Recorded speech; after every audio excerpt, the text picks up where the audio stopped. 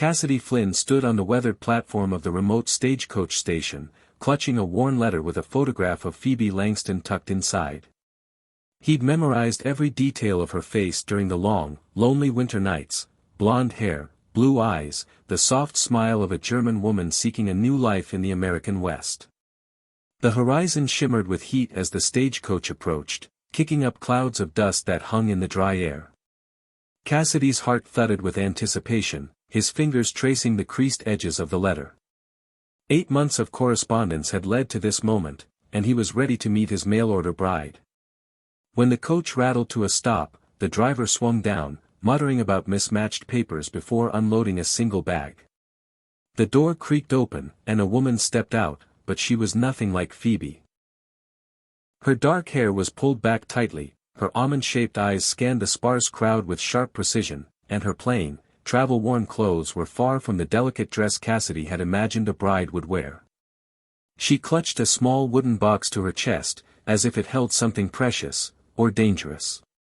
Her gaze swept the platform, pausing on each face before locking onto Cassidy's with an unreadable expression. She held up a piece of paper covered in unfamiliar characters, tiny drawings that meant nothing to him. Strangely, she seemed to expect him, as if she belonged here, despite everything about this moment feeling utterly wrong. Cassidy glanced at Phoebe's photograph, then back at the woman.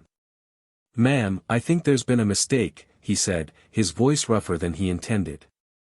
He'd rehearsed his words for Phoebe countless times, but they felt useless now. The woman's expression flickered with confusion. She pointed to herself and said, "Lay," then gestured at him with a questioning tilt of her head. "I'm Cassidy Flynn," he said, holding up Phoebe's picture. "I was expecting someone else." The woman studied the photograph, her dark eyes narrowing with understanding. She reached into her bag and produced a different picture, a man with a thick beard and kind eyes, someone Cassidy didn't recognize. She pointed to the photograph, then to herself, repeating, "Lay," with urgency. The pieces clicked together in Cassidy's mind: 2 people, 2 letters, 2 entirely different arrangements tangled in a way that defied logic. How could such a mistake happen?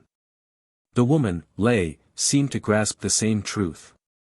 Her shoulders sagged as she scanned the desolate station, the vast, unfamiliar landscape stretching endlessly around them. She spoke in her native language, her tone laced with worry, gesturing toward the stagecoach now vanishing into the distance. Samuel Crow, the grizzled shopkeeper, emerged from the general store, frowning. "Problem, Cassidy? This ain't the German girl you've been waitin' on." "No, it ain't," Cassidy replied, frustration rising. "Seems someone mixed up the arrangements real bad." Samuel eyed Lay with unease. "Well, she can't stay here. Next stage ain't for 2 weeks." Lay's grip tightened on her wooden box, her body tensing as if she might bolt. That's when Cassidy noticed the tear in her sleeve and a dark stain on her bag, dried blood. The sight shifted something in him. His frustration gave way to concern, and he stepped closer. "Ma'am, are you hurt?" he asked, pointing to her sleeve. Lay touched the fabric gingerly, shaking her head with a practiced denial, but her careful movements suggested pain. Samuel's expression darkened. "Cassidy, maybe we should get Doc Miller to look at her." Lay's eyes widened in alarm.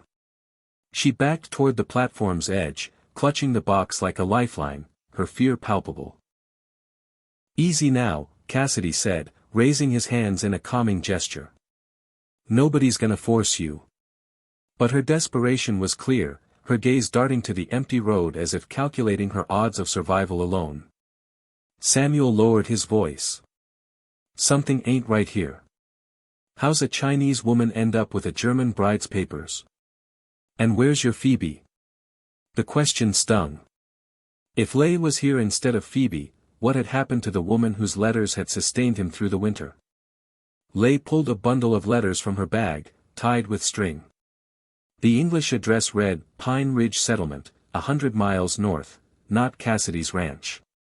She pointed to the letters, then herself, then the road the stagecoach had taken. "Pine Ridge," Samuel muttered. That's where Henrik Larsson lives.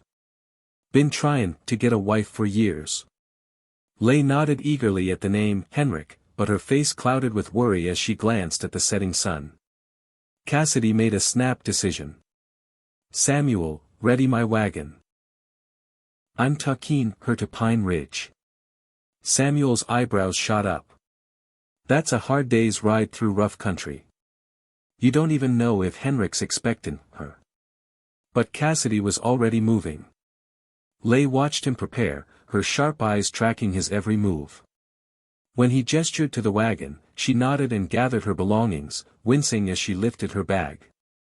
A dark patch on her dress, spreading near her ribs, confirmed she was bleeding worse than before.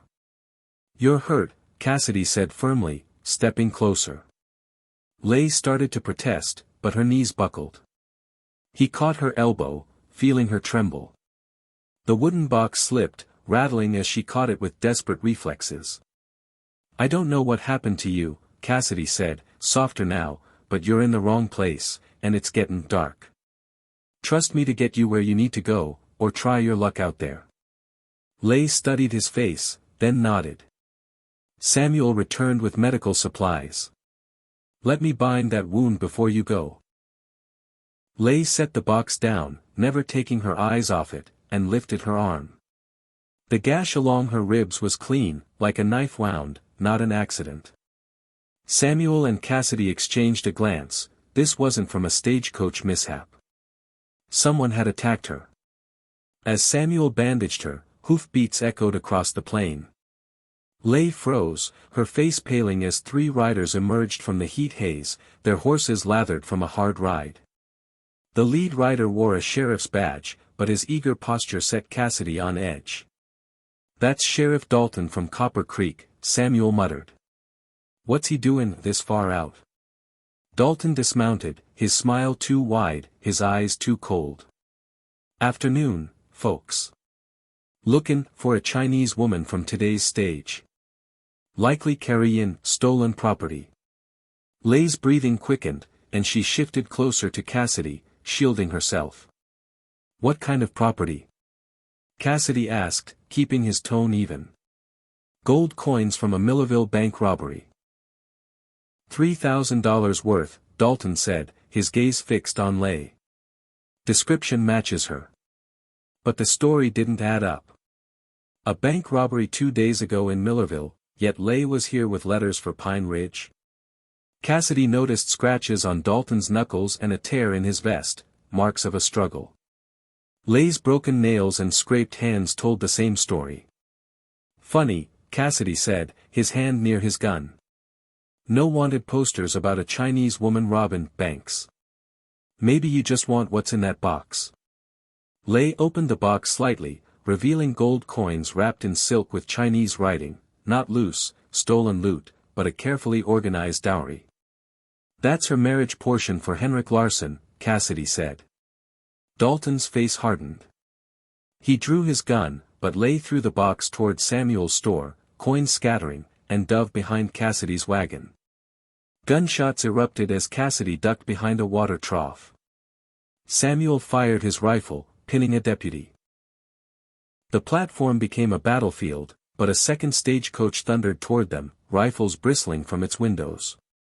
The coach crashed onto the platform, and Chinese men in dark clothing spilled out, moving with military precision.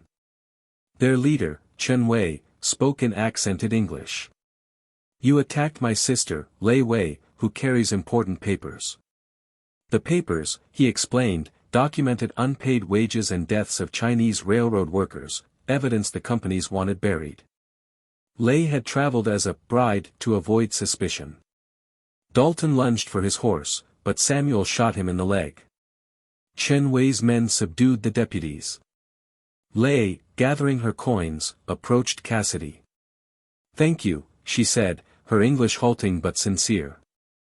Li Wei revealed there was no Henrik Larsson, the marriage was a cover to get Li to Denver to negotiate for the workers. Would you stay? Cassidy asked Li. She smiled faintly. Maybe longer than to heal. Li Wei handed Cassidy her box. She trusts you with something more valuable than gold.